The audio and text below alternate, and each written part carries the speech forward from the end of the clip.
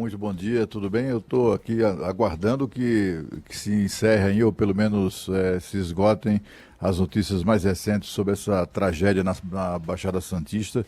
Olha, eu acho que não é, este momento é o momento de cuidar das vítimas, não é, de socorrer os atingidos, de abrigar aqueles que ficaram desabrigados.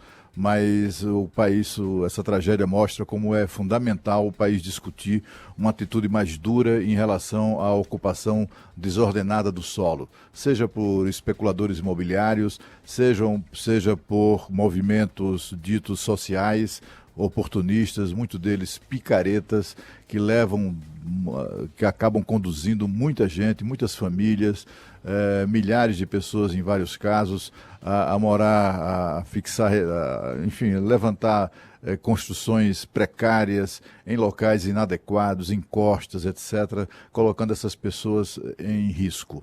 Eu acho que após esse primeiro impacto, essa discussão deve ser estabelecida e se deve mesmo criminalizar aqui neste país, como acontece em muitos outros países civilizados, mundo afora, criminalizar esse tipo de ocupação desordenada, porque quem paga o pato sempre é aquele mais pobre, aquele que não tem condições de viver em outro lugar e acaba virando presa fácil para movimentos oportunistas de ocupação e de invasão, né, do alheio.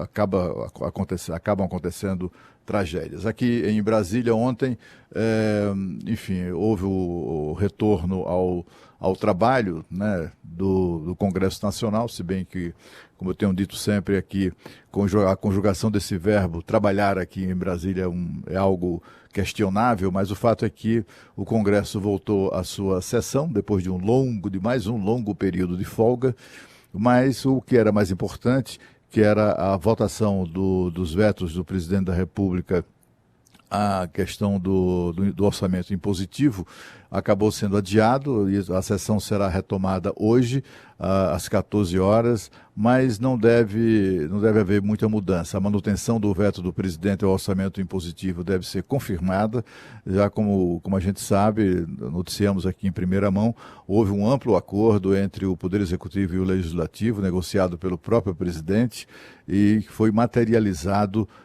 em 3 projetos. Esses 3 projetos de lei que, enfim, concretizam esse acordo vão ser votados na semana que vem, porque, é claro, amanhã é quinta-feira, e quinta-feira a vagabundagem volta a imperar no Congresso Nacional, onde a semana só tem mesmo 2 dias. Esse acordo, como já foi antecipado aqui na semana passada, esse acordo prevê 15 bilhões de reais para um lado e para o outro, né? O 15 bilhões de reais com orçamento impositivo, enfim, a ser administrado pelo Congresso, mas com a condição de o dinheiro indicado pelos parlamentares tem que ser necessariamente aplicado em programas e projetos já existentes no governo. Portanto, esse dinheiro acaba sendo administrado pelo próprio governo e a outra metade o governo é que decide.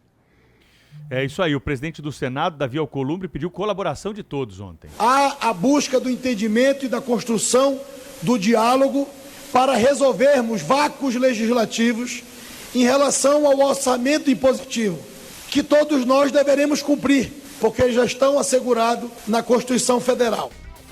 Jair Bolsonaro surpreendeu ao dizer que não houve acordo entre o Palácio do Planalto e o Congresso. O líder do governo no Senado, Fernando Bezerra, endossou a posição de Bolsonaro, apesar do entendimento ter sido anunciado pelo presidente da Casa, Davi Alcolumbre. Vamos ouvir o senador Fernando Bezerra. Não existe o acordo para derrubar ou não derrubar o veto. O Congresso evoluiu para poder fazer a manutenção dos vetos. Por quê? Porque havia realmente muitas lacunas na regulamentação do orçamento impositivo. Ninguém quer que a máquina pública pare. O governo evoluiu, é muito bom, né?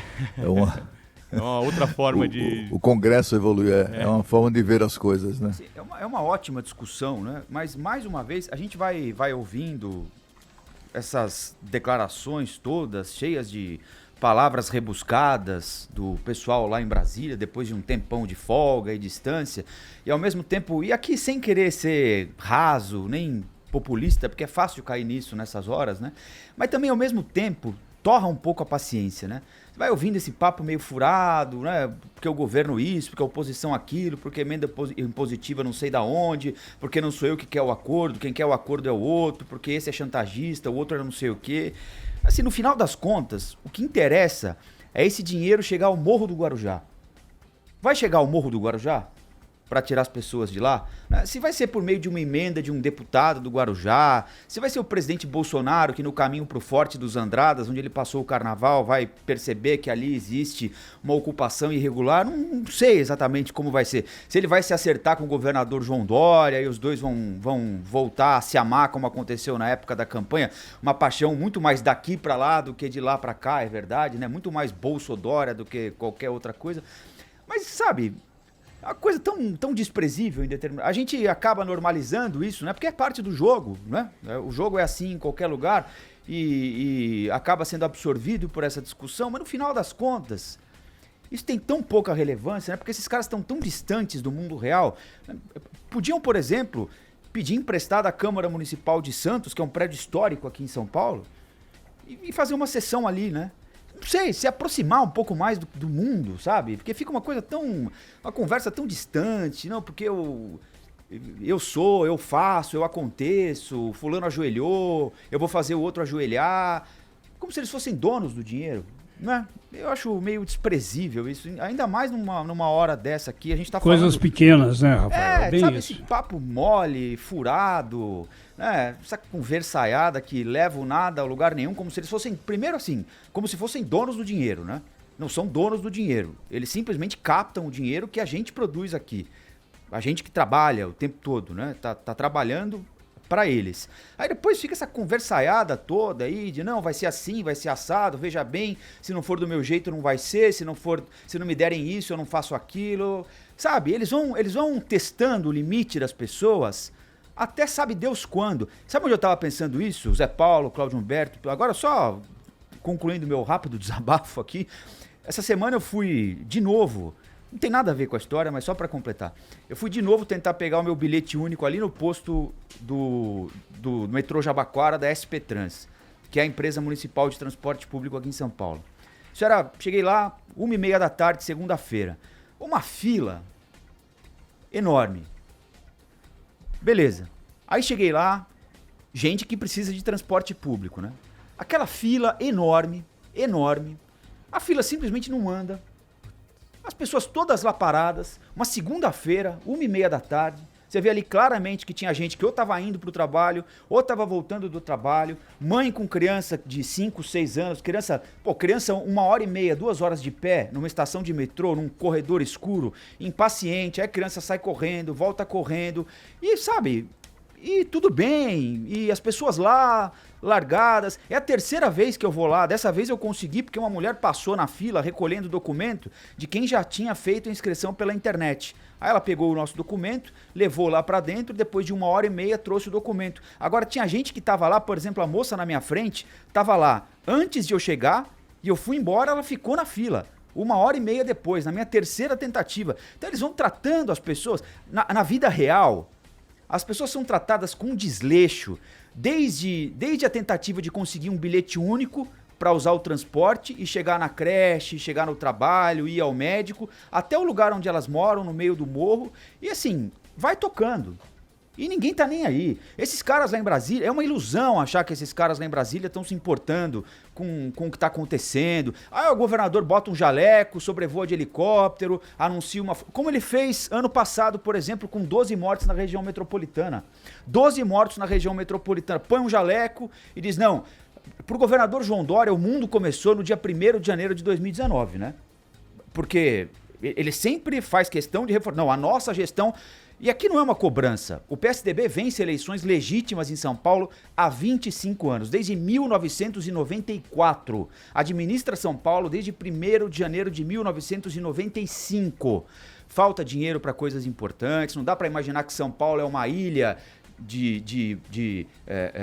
boa gestão, num país todo carcomido por corrupção, por problemas financeiros. Agora, a gente já devia prova disso é a linha prata aí do metrô, né? Então, Zé Paulo, a gente já tinha que ter adiantado, tá um pouco mais adiante na vida, entendeu? Não dá pra ter tanta gente exposta a isso que as pessoas estão expostas aí na Baixada Santista. E é todo ano a mesma ladainha. Não dá pra ter uma linha inteira de metrô fechada há 4 dias. Isso não é aceitável. Não dá pra trazer um engenheiro do Canadá porque não tem um santo para olhar o pneu do trem aqui no Brasil. Como é que compra um trem que não tem um especialista aqui no Brasil que possa olhar o bendito pneu? É um negócio inacreditável. Então, quando eu ouço, nesses momentos, eu confesso que eu fico um pouco...